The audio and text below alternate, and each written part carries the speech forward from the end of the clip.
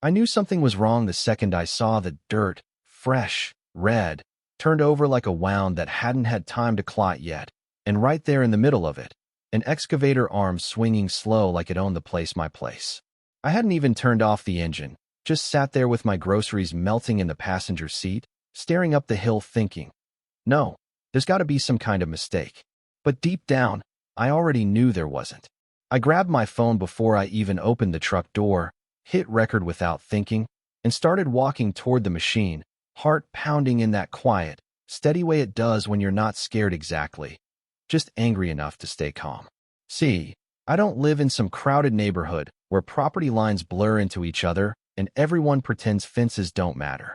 I live on 5 acres of hillside out past Silver Creek Ridge, the kind of land people drive hours just to take pictures of. Rolling slope, wide open sky, mountains stacked in layers like they were painted there, and right in the middle of it all, a spring. Not just any spring either. The only natural, year-round water source in that whole stretch of land. That spring is why I bought the place back in 2011, emptied out everything I had saved, worked double shifts for 2 years just to pay it off early. It feeds my well house about 200 feet off the main road, and it's been doing that long before I ever showed up.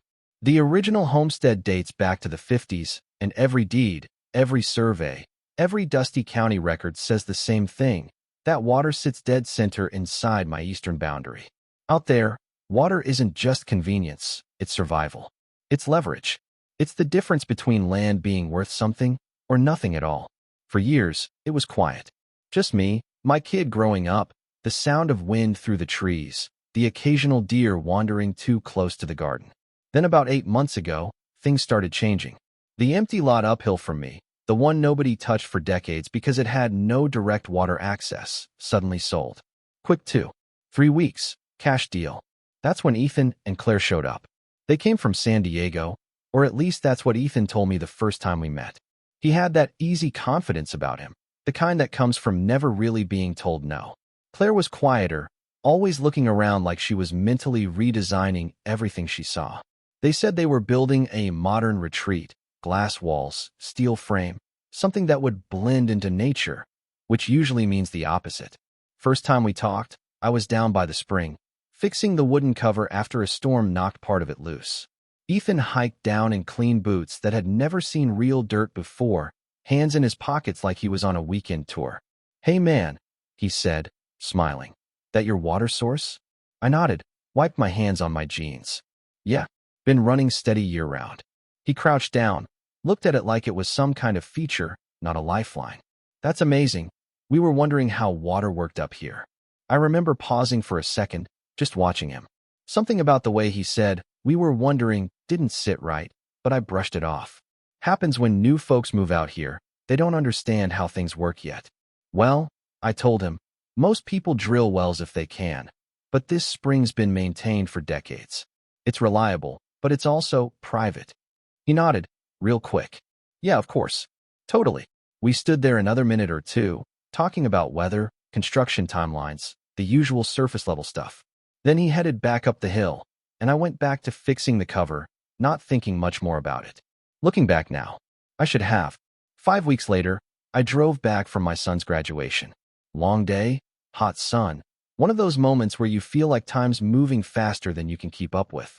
I pulled into my driveway, tired but proud, already thinking about dinner. And that's when I saw it. The trench, cut clean and deep, running straight from the upper property line, all the way down across my land, right to my spring house. At first, my brain didn't even process it. It just didn't make sense. Like seeing something in the wrong place and your mind refuses to accept it. But then I saw the pipes, white PVC already laid in sections, a pump system sitting half installed near the spring box, tools scattered around like whoever was working just stepped away for a break. And then it hit me. They weren't just building near my land. They were using it. I walked the length of that trench slowly, phone still recording, every step making it more real. The line didn't curve around my boundary, didn't even try to hide what it was doing. It cut straight through, like the property line didn't exist. When I reached the spring, I just stood there for a second, staring at the pipe connection point. They had tapped directly into my water source. No permission, no agreement, no conversation, just decided. I remember letting out this short laugh, not because it was funny, but because sometimes when something crosses the line so completely, your brain doesn't know what else to do.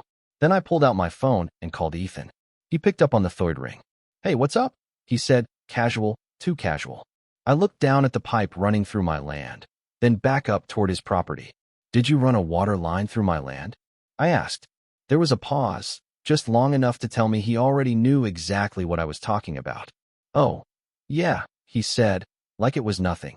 "Our contractor said that spring feeds the whole area." I felt my grip tighten on the phone. "It doesn't," I said. "It's on my property. You're tapping into my water." Another pause, then a small sigh, like I was the one making things complicated. "Look," he said, "there's plenty of water there. You're not even going to notice we're using it." That was the moment everything shifted. Not the digging, not the pipe. That sentence. Like it didn't matter whose it was, as long as he wanted it. I stared at the spring, the water flowing steady like it always had, and felt something settle in my chest. Not panic, not confusion. Just clarity. "No," I said quietly. "You're not using anything. That spring is mine." His tone changed right then, the friendliness dropping off like a mask slipping. "Well," he said, sharper now, "our hydrologist says it's a shared aquifer, so legally, we've got rights too." I almost smiled at that. "Then you better hope your hydrologist's also a lawyer," I said. He let out a short laugh, but there was no humor in it. "Pipe's not going anywhere," he said. "If you think it is, go ahead and try." The line went dead a second later. And just like that, this wasn't a misunderstanding anymore. It was a fight. I didn't stand there long after the call ended, not because I didn't have more to say, but because I already knew saying it wouldn't matter. Some people, once they decide something belongs to them, facts just become noise. So I turned around, walked back to my truck, and drove straight into town without even unloading the groceries. Milk probably went bad that day, but honestly, that was the least expensive loss I was dealing with. There's a small law office just off Main Street, the kind of place you'd miss if you blinked. Brick building, faded sign, 2 chairs in the waiting area that have probably been there since the 90s. That's where I met Caleb Warren. He's not flashy, doesn't talk fast, doesn't try to impress you, which is exactly why people trust him out here. He grew up in the county, knows every inch of land history better than most surveyors, and more importantly, he doesn't bluff. I walked in, still holding my phone, and said, "I need you to look at something." He didn't ask questions right away. Just watch the video, start to finish, no interruptions. The excavator, the trench, the pipe, the connection at the spring, all of it. Then he leaned back in his chair, folded his hands, and gave me this look that was calm, but not good. "Do you have your deed?" he asked. I nodded. "Every document since the original parcel split." "Good," he said, standing up, already reaching for his coat. "Let's take a ride." We went back out to my place together, and I walked him down the trench line. He didn't say much, just took photos, measured distances, checked markers, the kind of quiet work that tells you he's already building the case in his head. When we got to the spring, he crouched down, brushed some dirt off the old stone border, and nodded to himself. "Yeah," he said finally, standing up. "They picked the wrong fight." I let out a breath I didn't realize I'd been holding. "Clear?" I asked. "Crystal," he said. "This isn't even gray area. The spring is entirely within your boundary. And in this county, that means the water source is yours unless there's a recorded easement." "There isn't," I said. "I know," he replied, almost smiling. "I've handled cases around this ridge before." Back at his office, things moved fast. Caleb drafted a formal notice that same afternoon. 12 days to remove all equipment, restore the land, and cease any use of the water source. No negotiation language, no soft edges, just facts, backed by documentation, stamped and sent certified. For about a day and a half, nothing happened. Then the response came. Not from Ethan directly, but from a law firm in Los Angeles. Big header, polished language, the kind of letter that tries to intimidate before you even finish the first paragraph. They argued groundwater rights, referenced shared aquifer doctrine, claimed that restricting access would be unreasonable use of a natural resource. I remember sitting across from Caleb while he read it, waiting for some kind of reaction, maybe concern, maybe hesitation. Instead, he just exhaled slowly and said, "Yeah, they're reaching. They think they can win." I asked. "No," he said, setting the letter down. They think you'll back off. That hit harder than I expected, not because it scared me, but because it explained everything. The speed of the purchase, the trench, the pipe already laid. This wasn't a mistake. It was a calculation. They want to work out a shared usage agreement, I said, reading the line again, feeling the irritation build. Caleb gave a small nod, which translates to, they keep what they already took, and you sign something to make it legal. I leaned back in the chair, stared at the ceiling for a second, then just shook my head. No, I said. We're not sharing anything. He didn't even hesitate. Good, he replied. Because we're not going to. That's when he filed for immediate injunctive relief, court order to stop all activity and remove the system. It should have been enough. Legally, it was more than enough. But that's the thing about people like Ethan. They don't slow down when they're told to stop. They speed up. Over the next few weeks, while paperwork moved through the system, his crew kept working. Every morning I'd look up the hill and see something new. More pipe, deeper trenching, a pressure tank hauled in on a trailer, connections being sealed like they were racing a clock I couldn't see. I walked up there once, just once, figuring maybe face-to-face would land differently. Ethan was standing near the build site, sunglasses on, watching his contractor adjust something near the tank. The place already looked different, leveled sections, framing starting to go up, the kind of transformation that turns raw land into something controlled. He saw me coming, gave a small nod like we were just neighbors catching up. Hey, he said. I stopped a few feet away, looked past him at the line running down toward my spring. You're still building, I said. He shrugged, casual as ever. Yeah, project's on schedule. You were given notice, I said. You're on my land. He tilted his head slightly, like he was considering how much patience to show. My legal team advised we continue pending court review, he said. I let out a quiet breath, nodded once. Of course they did. There was a moment there, just a few seconds, where neither of us spoke. Wind moving through the trees, distant sound of metal clanking, that low hum of work continuing like the conversation didn't matter. You really think this is going to hold up? I asked finally. He smiled, not wide, not friendly, just enough to show confidence. I think by the time anything gets decided, he said, it'll already be done. That was it right there. Not ignorance. Not misunderstanding. Strategy. I looked at him for a second longer, then just said, all right. No yelling. No threats. Just all right. Because I'd already seen how this was going to play out. And he hadn't. Weeks stretched out like that. Tension just sitting in the air, waiting. Every day the system got more complete.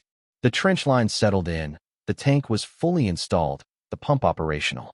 I could hear it sometimes at night, faint, mechanical, pulling water that wasn't his to take. That sound, it gets under your skin after a while. My son asked me one evening, why don't you just shut it off? And I thought about it. I really did. But I told him, because when we do this, we do it right. Court day came 7 weeks after the filing. Small courtroom, nothing dramatic. No big speeches, no surprises. Just documents, maps, timelines, everything laid out clean and simple. Caleb presented the deed, the survey, the historical use records going back decades. Their side brought in technical language, theories about water flow underground, terms designed to blur lines that weren't actually blurry. The judge, Judge Holloway, she listened to all of it without saying much. Just took notes, asked a few questions, the kind that cut straight through unnecessary noise.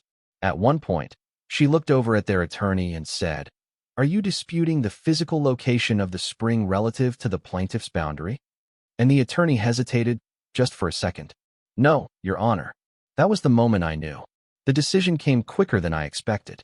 Clear, direct, no room for interpretation. The water source is located entirely within the plaintiff's property. Exclusive rights apply. The defendant is ordered to remove all installed equipment and restore the land within 10 days. 10 days. That's all they had. I remember stepping outside after the hearing, the sun hitting different somehow, like everything had just shifted back into place. Caleb shook my hand once, firm. They'll drag their feet, he said. Be ready for that. I nodded. Let them, I replied. Because at that point, it wasn't about whether they'd comply. It was about what happened when they didn't. And deep down, I had a feeling I already knew which way that was going to go. Those 10 days, they didn't feel long, not in the way you'd expect. It wasn't suspense like in movies where everything slows down and every hour matters. It was quieter than that, heavier. Like waiting for a storm you already see on the horizon, just watching it roll and knowing exactly where it's going to hit. Day 1 passed, nothing changed. Day 3, the system was still running. I could hear that same low mechanical hum at night, steady, indifferent, like it didn't care about court orders or property lines. By day 5, something shifted in me. Not anger, that had already burned off. This was something colder, more focused, like everything had narrowed down to a single, simple truth. This ends one way or another. I didn't go up there again, didn't call, didn't argue. I let the silence do its job. Day 10 came and went like any other day. No trucks, no crew, no attempt to remove anything. If anything, the place looked more settled, like they'd decided to just wait me out. That night, I stood out near the well house, hands in my jacket pockets, listening to the water move through the system. My system, his pump. I remember thinking, this is the last night that sound exists. Next morning, I woke up before sunrise. Not because I had to, just couldn't sleep anymore. Coffee tasted stronger than usual, air felt sharper. I didn't rush. There's no point rushing something you've already committed to. By 8 a.m., Caleb was pulling into the driveway. Right behind him came a county sheriff's truck. Not lights on, no drama, just presence. And then, a few minutes later, a flatbed with a backhoe rolled in, followed by a second truck with a small crew. Carlos stepped out first, mid-50s, sun-worn face, the kind of guy who's done utility work longer than most people have lived in the county. We'd talked the day before, and he didn't ask many questions. Just one. You got the paperwork? I handed it to him. He read the order once, nodded, then looked up at me. All right, he said. We'll put it back the way it was. Simple as that. We walked the line together, me, Caleb, the sheriff trailing behind making notes, documenting everything. No one raised their voice. No one needed to. This wasn't a confrontation anymore. This was enforcement. We started at the top. The tank came off first. 500 gallons, still half full, hoses connected clean and tight. Carlos's crew moved efficiently, like they'd done this 100 times. Disconnect, drain, lift, load. No hesitation. I noticed Ethan standing on his deck about halfway through, arms crossed, watching. He didn't come down, didn't say anything, just watched. Then came the pump. That low hum I'd been hearing for weeks, gone the second they powered it down. Silence rushed in so fast, it almost felt loud. We moved down the trench line next. The backhoe dug carefully, exposing sections of PVC pipe.